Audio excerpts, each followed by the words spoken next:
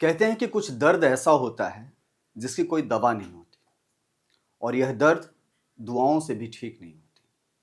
अगर ठीक होना होता तो कई साल पहले वो दर्द कब का खत्म हो गया होता।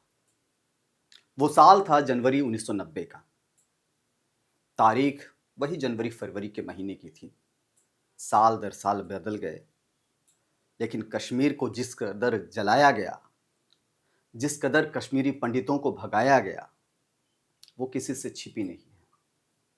कई सारे फिल्में बनी, कई सारे सीरियल्स बने, कई किताबें लिखी गई, कई लेख लिखे गए, लेकिन दर्द आज भी वही है, जस का तस। जो कश्मीरी पंडित कभी कश्मीर छोड़ करके आए, वो शायद ही कभी वापस लौट पाए। सरकारें बदलती गई, राज्य में भी और केंद्र में भी, लेकिन नहीं कुछ बदला तो कश्मीरी पंडितों का वो दर्द। हम सबको पता है कि कैसे हालात आज भी कश्मीर में। सरकार की कोशिश है कि उन पंडितों को दोबारा से उनका खोया हुआ आशियाना मिले, लेकिन आशियाना की बात कौन कहे। यहाँ वहाँ जाकर के ज़िंदगी इतनी मुहाल हो जाएगी, लाइफ रिस्की हो जाएगा, ये किसको पता है। साल 1987 में कश्मीर में चुनाव होते हैं, फिर 3 साल के बाद 90 का वो वक्त आता है। अचानक ही पूरा कश्मीर बदल गया। मस्जिदों से ऐलान होता है और चरमपंथी पॉलिटिक्स की एक खौफनाक शुरुआत होती है। कोई इसे उग्रवाद कहता है, कोई चरमपंथ कहता है, कोई उसको आतंकवाद कहता है। हमें यह नहीं भूलना चाहिए कि उन आतंकवादियों के लिस्ट में सैयद सलाउद्दीन जैसा आतंकवादी भी था, जिसने कभी कश्मीर में चुनाव लड़ा और चुनाव हारा। वही सैयद सलाउद्दीन जिसने हिजबुल मुजाहिदीन की स्थापना की थी। करीब 35 साल पुराने इस किस्से का जिक्र आज इसलिए कर रहे हैं क्योंकि पश्चिम बंगाल से जो तस्वीर आ रही है वो किसी कश्मीर से कम नहीं है। एक दौर था जब श्रीनगर समेत कई जिलों से कश्मीरी पंडितों ने पलायन किया, और आज एक दौर है कि पश्चिम बंगाल के ही मुर्शिदाबाद से करीब 500 लोग मालदा चले गए। राज्य की सीमा तो नहीं लांघा, हालांकि अलबत्ता कह सकते हैं कि जिले की सीमाओं को तो लांघ दिया। श्रीनगर से मुर्शिदाबाद की जो दूरी है वो 2287 किलोमीटर की दूरी है। अगर आप सड़क रास्ते से आएंगे तो करीब 38 घंटे का सफ़र आपको करना होगा। लेकिन कश्मीर के श्रीनगर में और मुर्शिदाबाद में आज कोई फ़र्क नहीं बच रहा। 35 सालों में कुछ भी नहीं बदला। तब कश्मीरी पंडित पलायन होने के लिए मजबूर हुए थे, और आज भी मुर्शिदाबाद के कई ऐसे लोग हैं जो पलायन होने को मजबूर हैं। वक्फ के नाम पर जो गंदा खेल खेला गया, हिंदू घरों को जलाया गया, हिंदुओं को डराया गया, किसी ने कहा कि पानी में जहर मिला दिया, किसी ने कहा कि उनके घर को लूट लिया गया, किसी ने कहा कि उनके घर को आग के हवाले कर दिया गया। छोटे छोटे मासूम बच्चे भी वहां से भागने के लिए बेबस हो गए। ऐसा नहीं था कि तब कश्मीर में सरकार नहीं थी, और ऐसा नहीं कि आज बंगाल में सरकार नहीं है। सब कुछ है, कुछ नहीं बदला है तो आम लोग जो पीड़ित, जो सताए हुए हैं, जो भीड़ तंत्र के, जिन्हें भीड़ तंत्र के हवाले कर दिया गया है। इन 35 सालों में कुछ भी नहीं बदला। मुर्शिदाबाद के जंगीपुर, सूती और शमशेरगंज जैसे इलाकों में वक्फ कानून के खिलाफ प्रदर्शन ने हिंसक रूप ले लिया। प्रदर्शनकारियों ने पुलिस पर पथराव किया, गाड़ियों में आग लगाई और नेशनल हाईवे तक को जाम कर दिया। मुर्शिदाबाद में संशोधित वक्फ अधिनियम के खिलाफ विरोध प्रदर्शन और उसके बाद बदले हालात ने जो तस्वीर दिखाई, उसमें हर तरफ अशांति थी, कोलाहल था, शोर था, तनाव था। कहीं हंगामा हो रहा था, कहीं घरों को आग के हवाले किया जा रहा था। मुट्ठी भर लोग प्रशासन के लिए सिरदर्द बन गए, और देखते ही देखते कईयों का आशियाना जल गया। जो जिम्मेदारी सरकार की थी उसको हाईकोर्ट ने निभाया। कलकत्ता उच्च न्यायालय के आदेश पर शनिवार की रात से ही कई जिलों में केंद्रीय बलों की तैनाती की गई। तो क्या बंगाल का जो पुलिस प्रशासन था वो एक्टिव नहीं था? तो क्या वो इतना अक्षम था कि भीड़ को काबू नहीं कर पा रहा था? आखिर ये हालात हुए क्यों बन गए, ये बड़ा सवाल है। क्योंकि मुर्शिदाबाद से जो तस्वीरें आई वो तस्वीरें बेचैन करने वाली हैं, परेशान करने वाली हैं। क्या हिंदुओं के घरों को जानबूझ करके जलाया गया? क्या पुलिस मुख्य दर्शक बनी रही? ये सवाल भारतीय जनता पार्टी ने उठाया। राजनीतिक गलियारे में इसकी तरह तरह से व्याख्या की जा रही है। हर तरह के लोग हर तरह की बात कर रहे हैं। सबका अपना अपना नज़र है, अपना अपना नज़रिया है। लेकिन जो तस्वीर आई वो तो बेहद डरावनी थी। और इन तस्वीरों को देख करके तो ये समझा जा सकता है कि अगर कलकत्ता हाई कोर्ट को दखल देना पड़ रहा है तो समझा जा सकता है कि वहाँ हालात कैसे। राजनीति जोर तोड़ से हो रही है। हम उस राजनीति की बात करेंगे, लेकिन पहले एक वीडियो आपको दिखाते हैं। ये वीडियो पश्चिम बंगाल से ही आई है और वक्फ कानून को लेकर के इस पर चर्चा हो रही है। और देखिए एक शख्स कैसे सीधे सीधे ममता बनर्जी को धमकी देता है और साफ कहता है कि दीदी मेरी मर्जी पर, हमारी मर्जी पर है, हम उनके मर्जी पर नहीं है। यह समझिए कितनी बड़ी बात है कि एक शख्स जो मुख्यमंत्री तक को चैलेंज करता है और साफ साफ कहता है कि बंगाल की मुख्यमंत्री उनके रहमो करम पर चल रही हैं, वो बंगाल के मुख्यमंत्री के रहमो करम पर नहीं है। पहले वो वीडियो देखिए, फिर आगे की बात करते हैं। मुसलमान आज के আমরা এখানে এসেছি কাঁধে কাঁধ মিলিয়ে, যদি আমাদের দায়িত্ব ঠিক ভাবে না পালন করতে পারে, কথা রাখতে পারে, পরবর্তীতে আমরা কলকাতাকে অচল করে দেখিয়ে দেবো। এই কলকাতাকে অচল করব। দিদির উচিত হবে এইটাকে নিয়ে গর্জে ওঠা। কেন দিদি আমাদের দয়ায় বেঁচে আছে, আমরা দিদির দয়ায় বেঁচে নেই? কেন দিদি আমাদের দয়ায় বেঁচে আছে, আমরা দিদির দয়ায় বেঁচে নেই? কেন দিদি আমাদের দয়ায় বেঁচে আছে, আমরা দিদির দয়ায় বেঁচে নেই? ভাই সত্যি দিদি আমাদের দয়ায় বেঁচে আছে। মুসলমানের ভোট নিয়ে আজ পশ্চিম বাংলার প্রতিটা মুসলমানকে শহীদের। आपने इस तस्वीर को देखा, समझा, उनकी पूरी बयान को जाना और सुना। सवाल है कि यह हिम्मत आती कहां से? कौन है इसके पीछे? वही भीड़ तंत्र जिसने उन सैकड़ों घरों में आग लगा दी जहां से लोग पलायन होने को मजबूर हो गए। ये वही भीड़ तंत्र है जिसने लोगों को जानबूझ करके टारगेट किया, मैन टू मैन मार्किंग करके टारगेट किया गया, इलाके के इलाके जला दिए गए। कितनी हैरान करने वाली बात है। मुर्शिदाबाद के 9 इलाकों में कम से कम सिक्योरिटी फोर्स जो सेंट्रल एजेंसीज की है उनकी तैनाती की गई, वो भी हाई कोर्ट के ऑर्डर से।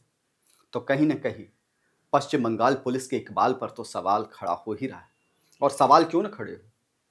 ये तस्वीर देखिए, मैं आपको एक तस्वीर दिखाता हूँ जहाँ साधारण लोग, आम लोग, गरीब लोग पलायन होने के लिए मजबूर हैं। और पलायन पेट की आग से ज़्यादा जिंदगी का डर है, क्योंकि उनको लगता है कि अगर उस भीड़ तंत्र में वो फंस गए तो उनकी जिंदगी स्वाहा हो जाएगी, वो मौत के गले लग जाएंगे। इनमें छोटे मासूम बच्चे भी हैं। इस वीडियो में एक तस्वीर ऐसी भी दिखी जो उसमें 5-6 दिनों का एक बच्चा। आप अंदाजा लगाइए कि वो बच्चा क्या किस्मत लेकर के आया है, उसकी तकदीर कैसी होगी कि बचपन में जब उसके खेलने खाने के दिन हैं, जब लालन पालन का दिन है, तो उसे दर दर भटकना पड़ रहा है अपनी माँ की गोद में। पहले इस दर्द को भी देखिए। ট্যাঙ্কির জলে বিষ আজকে দিয়েছে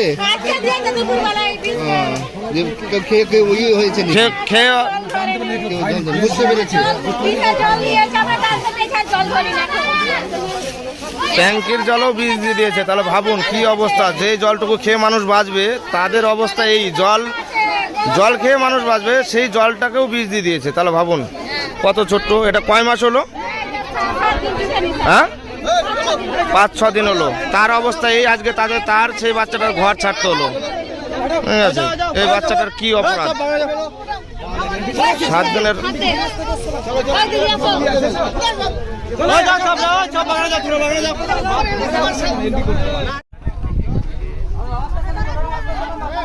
আস্তে তাড়াহুড়া করবেন না, তাড়াহুড়া করবেন না। এখানে কোনো টেনশন নাই, কেউ তাড়াহুড়া করবেন না। এদিক দিয়ে যাবেন, এখান থেকে যান। ওইখানে পুলিশ আছে, যার যার নাম বলবেন এন্ট্রি করবে। যান, এখান থেকে যান, অসুবিধা নাই। এখান থেকে সবাই আমরা হিন্দুরা আছি, টেনশন নাই। এখান থেকে যাও, কোনো টেনশন করি না। বাড়িতে কেউ যদি থাকে ফোন করে ডেকে নিন, তারাও যেন চলে আসে। ঠিক আছে, ডেকে নিন। ঠিক আছে।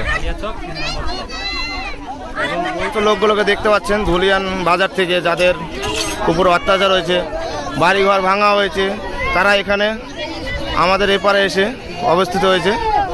তো এখানে পুলিশরাও আছে, ঠিক আছে, ওনারা বেশ ভালোই করে করছে।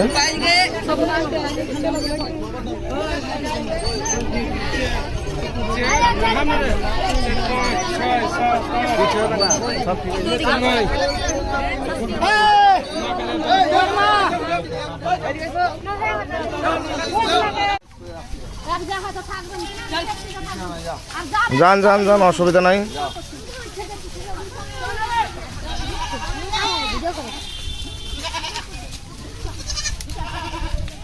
आपने ये तस्वीर देखी और इस तस्वीर से आप अंदाजा लगा सकते हैं कि हालात कितने खराब हैं पश्चिम बंगाल में।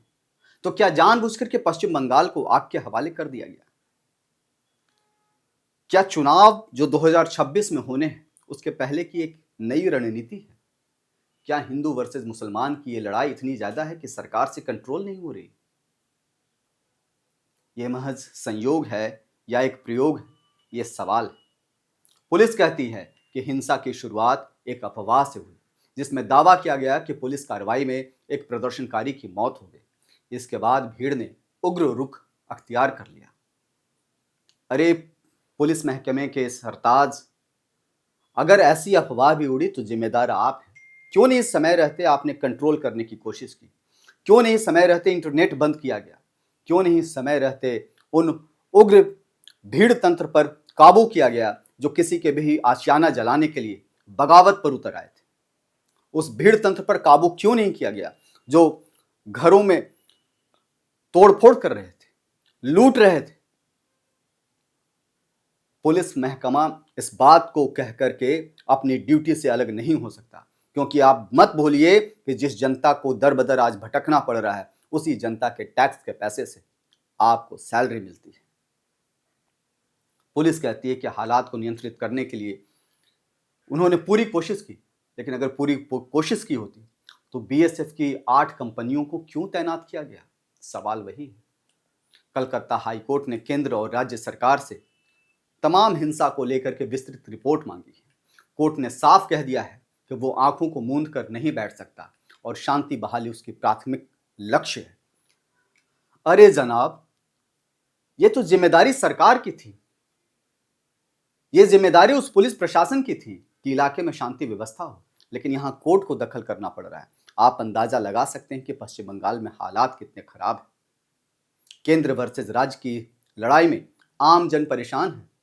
जो व्यक्ति रोजी रोटी की तलाश में दर दर भटकता है, जो कम से कम में भी खुश रहता है, उन कम से कम पाने वाला व्यक्ति भी आज दर दर की ठोकरें खाने के लिए मजबूर है। और इसके पीछे वही बंगाल की रक्त क्रांति, रक्त वाली राजनीति। क्या हालात पश्चिम बंगाल में हो गए? मुसलमान वर्सेस हिंदू की लड़ाई क्या इतनी जटिल है कि उस पर काबू नहीं पाया जा सकता? तो फिर कश्मीर में और पश्चिम बंगाल में क्या फर्क है? वहां उग्रवादियों ने वो काम किया, चरमपंथियों ने वो काम किया, आतंकियों ने वो काम किया। यहां भीड़ तंत्र ने वही काम किया। वहां कश्मीरी पंडित भगाए गए, यहां से भी हिंदुओं को पलायन के लिए मजबूर किया जा रहा है। जिस मुर्शिदाबाद में हंगामा हो रहा है, हिंसा हो रही है, 60% के करीब में आबादी वहां मुसलमानों की। तो क्या ये डेमोग्राफिक चेंज का एक नया सलीका आ गया? ये नया फॉर्मूला है कि भीड़ का रूप लेकर के, भीड़ का नाम लेकर के कोई भी किसी के घर में भी घुस जाएगा? तो ममता दीदी, जरा बताइए कि जब आपने शपथ लिया था तब आपने क्या कहा था कि हर इंसान की जान माल की लक्ष्य की रक्षा करना उनका दायित्व है। आप अपने दायित्व से क्यों भाग रहे हैं? इस बीच तमाम राजनीतिक दांवपेच का दौर जारी है। पुरुलिया से भाजपा सांसद ज्योतिर्मय सिंह महतो ने इस पूरे मामले को लेकर के केंद्रीय गृह मंत्री अमित शाह को एक चिट्ठी लिखी है और बंगाल में अफसपा लगाने की मांग की है। अफसपा का सीधा मतलब कि केंद्रीय बलों की तैनाती की जाए और उन्हें विशेष पावर दी जाए। अफसपा कानून में आमतौर पर होता क्या है कि केंद्रीय बलों के पास विशेष पावर रहता है, वो किसी को भी अरेस्ट कर सकते हैं, किसी से भी पूछताछ कर सकते हैं। उन्होंने, जो बीजेपी के सांसद हैं ज्योतिर्मय सिंह, बाकायदा अपने एक्स हैंडल पर पोस्ट लिखा है इस बारे में और साफ कहा है कि राज्य में हिंदुओं का खून बह रहा है। मुर्शिदाबाद, मालदा, नादिया, दक्षिण 24 परगना में हिंदुओं पर हमले किए गए, घरों को लूटा गया। ये सीधा सीधा आरोप है। आप समझ सकते हैं कि इसके मायने क्या है। शमशेरगंज और सूती के कुल 9 संवेदनशील इलाकों में केंद्रीय बल तैनात किए गए हैं। इसके साथ ही राज्य के कुछ और हिस्सों में भी केंद्रीय बलों की तैनाती है। इस हिंसा ने एक बार फिर बंगाल की सियासत में धार्मिक ध्रुवीकरण के खतरे को उजागर कर दिया है। बीजेपी जहां इसे अवैध घुसपैठ और सांप्रदायिक हिंसा से जोड़कर देख रही, वहीं टीएमसी इसे केंद्र सरकार की नीतियों का नतीजा बता रही।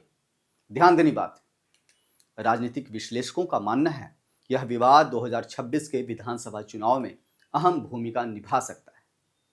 मुर्शिदाबाद, जहां मुस्लिम आबादी लगभग 66% है, टीएमसी का गढ़ रहा है, लेकिन बीजेपी इस क्षेत्र में अपनी पैठ बनाने की कोशिश कर रही है। कलकत्ता हाईकोर्ट की सख्ती और केंद्रीय बलों की तैनाती के बाद मुर्शिदाबाद में हालात धीरे धीरे नियंत्रण में आ रहे हैं, लेकिन सवाल यह है कि क्या यह हिंसा वाकई अचानक से भड़की थी या इसके पीछे कोई गहरी साजिश है। ममता बनर्जी के मुस्लिम नेताओं के साथ बैठक और बीजेपी के आक्रामक रुख ने इस आग में और घी डालने का काम किया है। पश्चिम बंगाल को बांग्लादेश बनाने का आरोप लगाने वाली बीजेपी, इसे सांप्रदायिक साजिश करार देने वाली टीएमसी के बीच यह जंग अब सड़कों से लेकर सोशल मीडिया और विधानसभा तक पहुंच चुकी है। ऐसे में सच्चाई क्या है और इसका जवाब कौन देगा, यह वक्त ही बताएगा। लेकिन एक बात तो तय है कि अगर हालात नहीं सुधरे तो पश्चिम बंगाल के मुर्शिदाबाद और जम्मू कश्मीर के श्रीनगर में वो 90 का दौर और आज के दौर में कोई फर्क नहीं बचेगा। लिहाजा वक्त अब भी है कि सरकार अपना दायित्व निभाए, उन लोगों की सुरक्षा करे जिन्होंने उन्हें चुन करके भेजा है। कैसा लगा यह वीडियो, आप जरूर हमें बताइएगा। अगर आपके पास भी है कोई सवाल, कोई सुझाव, तो आप हमें उसे कमेंट सेक्शन में जाकर के लिख भेजिएगा। तब तक के लिए देखते रहिए ONOG न्यूज़, क्योंकि यहाँ सत्यमेव जयते, सत्य की जीत होती है। जय हिंद, जय भारत, नमस्कार।